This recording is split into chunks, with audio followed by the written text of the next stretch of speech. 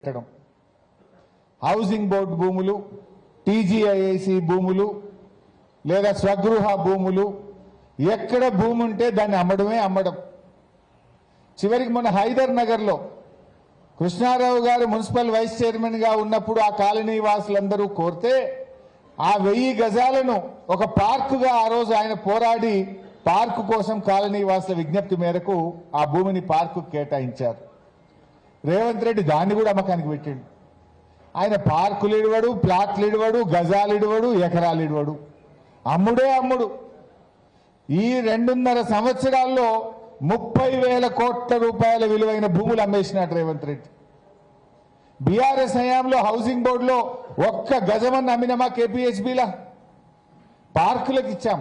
మీరు కోరితే పార్కులకు ఆనాడు కేటీఆర్ గారు స్థలాలు కేటాయించారు, ఇన్ఫ్రాస్ట్రక్చర్ కేటాయించాం, ఆసుపత్రుల కోసం ఇచ్చాం. కానీ ఈరోజు అమ్మడం తప్ప ఇంకేం మిగలలేదు. ఈ తెలంగాణలో 30,000 కోట్ల భూములు అమ్మారు ఇప్పటికే. ఇంకేం మిగిల్చే పరిస్థితి కనబడతలేదు. రేపటి భవిష్యత్ తరాలకు ఓ దేవాలయం కట్టడానికో, ఓ చర్చి కట్టడానికో, మస్జిద్ కట్టడానికో, లేదు ఒక ఆసుపత్రి కట్టడానికో, ఒక పాఠశాల కట్టడానికో, ఒక కాలేజీ కట్టడానికో, ఒక వాటర్ ట్యాంక్ కట్టడానికో రేపు స్థలాలు అవసరం లేదా? చనిపోతే కనీసం వైకుంఠ ధామమన్న కట్టాలన్నా వద్దా? कब्रिस्तान के लिए जगह चाहिए ना। अब जो जमीन है वो बेचते गए तो कल कहां से जमीन मिलेगा? क्यों बेच रहे? రేపు బొందబెట్టనీకి కూడా జాగ లేకుండా ఈరోజు ఉన్న ప్రభుత్వ స్థలాలన్నీ అమ్మేసే పరిస్థితి కనబడతా ఉంది. ఈ రకమైన పరిస్థితి కనబడుతుంది.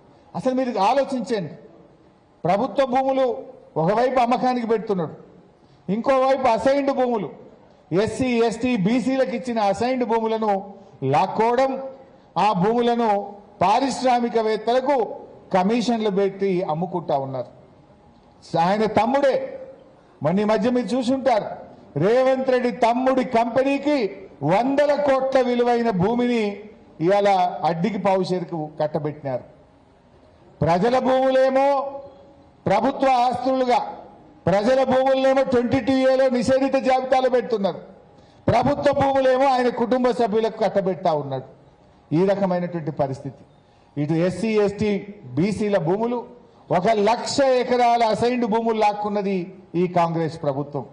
పట్టాలు ఇస్తామని చెప్పిండ్రు, పట్టాలు ఇవ్వలేదు. కానీ వాళ్ళ దగ్గర ఏదో 20 లక్షలు 30 లక్షలు ఇచ్చే భూములు తీసుకొని పారిశ్రామికవేత్తలకు కమిషన్ల పేరిట కట్టబెట్టే ప్రయత్నం జరుగుతూ ఉంది.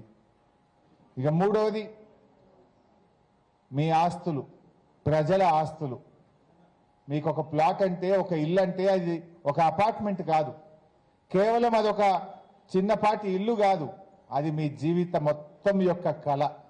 మీ జీవితం అంతా కష్టపడి సంపాదించుకుంటే ఆ అపార్ట్మెంటో ఆ ఇంటికి మీరు ఓనర్లుగా మారినారు.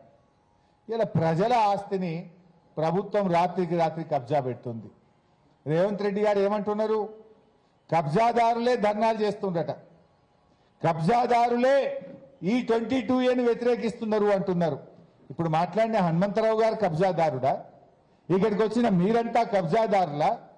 ఇలా ఈ ప్రజలు కాదు కబ్జాదారులు, ప్రభుత్వమే కబ్జాదారుడిగా మారింది. ప్రజల ఆస్తిని రాత్రికి రాత్రి నిషేధిత జాబితాలో పెట్టి ఈ ప్రభుత్వం కబ్జాదారుడిగా మారింది తప్ప రేవంత్ రెడ్డి గారు ఇక్కడికి వచ్చినటువంటి ప్రజలు కబ్జాదారులు కాదు. వీళ్ళంతా 60 ఏళ్ళు 70 ఏళ్ళ 80 ఏళ్ళ వయసు ఉన్నటువంటి వాళ్ళు. 40-50 సంవత్సరాల నుంచి ఆ ఇళ్లలో అపార్ట్మెంట్లలో డబ్బులు పెట్టి కొనుక్కొని, డబ్బులు రిజిస్ట్రేషన్ డిపార్ట్మెంట్కి కట్టి, మున్సిపల్ డిపార్ట్మెంట్కి కట్టి ఆ ఇల్లు కట్టుకొని ఆ ఇళ్లలో దశాబ్దాలుగా జీవిస్తున్నటువంటి ఈ ప్రజల ఆస్తులను రాత్రికి రాత్రి నువ్వు కబ్జా పెట్టినవు. ఈ ప్రజలు కాదు కబ్జాదారులు, నువ్వే కబ్జాదారుడిగా మారినవు. ప్రభుత్వ భూములు అమ్మవర్తివి, అసైన్డ్ భూములు లాక్కోవర్తివి, ప్రజల పట్టా భూములను నిషేధిత జాబితాలో పెట్టి ఇవాళ ప్రజల్ని కూడా ఆగం చేస్తా ఉన్నావు. అసలు ఎవరైనా ఈ హైదరాబాద్లో గుండె మీద చేసుకొని హాయిగా నిద్రపోయే పరిస్థితి ఉన్నదండి? ఎప్పుడు హైడ్రా వస్తుందో, ఎప్పుడు 22Aలు పెడతారో, ఎప్పుడు ఏమవుతుందో అనేటువంటి ఒక ఆందోళనలో ఈ హైదరాబాద్ ప్రజలు బతుకుతా ఉన్నారు.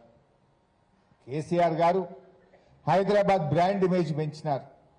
ఆనాడు కేసీఆర్ గారు ఉన్నప్పుడు ధరలు పెరుగుతూ పోయినాయి, హైదరాబాద్కు పెట్టుబడులు వస్తూ పోయినాయి, ఐటీ కంపెనీలు, పరిశ్రమలు, హైదరాబాద్లో అద్భుతమైనటువంటి అభివృద్ధి జరిగితే యావత్ భారతదేశం హైదరాబాద్ వైపు చూసింది. మీ యొక్క ఆస్తుల విలువ, మీ భూముల విలువ పెరుగుతూ పోయింది.